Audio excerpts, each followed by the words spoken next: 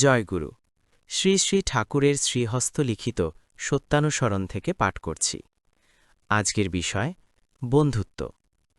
যার উপর ক্রুদ্ধ হয়েছ, আগে তাকে আলিঙ্গন করো, নিজ বাটিতে ভোজনের নিমন্ত্রণ করো, ডালা পাঠাও এবং হৃদয় খুলে বাক্যালাপ না করা পর্যন্ত অনুতাপের সহিত তার মঙ্গলের জন্য পরম পিতার কাছে প্রার্থনা করো। কেননা বিদ্বেষ এলেই ক্রমে তুমি সংকীর্ণ হয়ে পড়বে, আর সংকীর্ণতাই পাপ। যদি কেহ তোমার কখনো অন্যায় করে আর একান্তই তার প্রতিশোধ নিতে হয়, তবে তুমি তার সঙ্গে এমন ব্যবহার করো যাতে সে অনুতপ্ত হয়।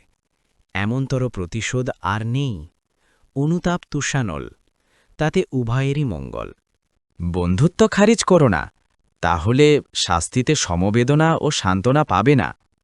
তোমার বন্ধু যদি অসৎ হয়, তাকে ত্যাগ করো না, বরং প্রয়োজন হলে তার সঙ্গ বন্ধ করো, কিন্তু অন্তরে শ্রদ্ধা রেখে বিপদে আপদে কায়মনোবাক্যে সাহায্য করো, আর অনুতপ্ত হলে আলিঙ্গন করো।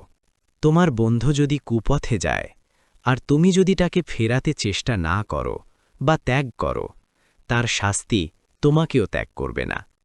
বন্ধুর কুৎসা রটিও না, বা কোনো প্রকারে অন্যের কাছে নিন্দা করো না, কিন্তু তাই বলে তার নিকট তার কোনো মন্দের প্রশ্রয় দিও না। বন্ধুর নিকট উদ্ধত হয়েও না, কিন্তু প্রেমের সহিত অভিমানে তাকে শাসন করো।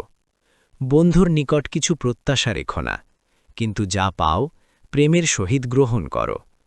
কিছু দিলে পাওয়ার আশা রেখো না, কিন্তু কিছু পেলে দেওয়ার চেষ্টা করো।